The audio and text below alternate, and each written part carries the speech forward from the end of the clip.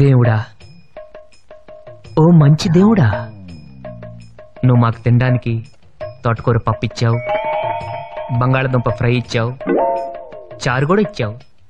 ఇలాగే మన స్టేట్లో ఉన్న 7 కోట్ల మందికి కూడా ఇవ్వాలి. అలాగే మన కంట్రీలో ఉన్న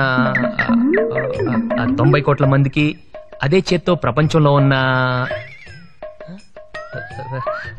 నాకు నంబర్ కరెక్ట్గా తెలీదు, ఎంతమంది ఉంటే వాళ్ళందరికి కూడా ఇదే భోజనం ఇస్తావని. గా ఇదే కాదు, వాళ్ళు ఏం తింటే అది, బ్రెడ్, బటరు, జాము, అలాగనమాట. అలా ఇస్తావని కోరుకుంటున్నాను.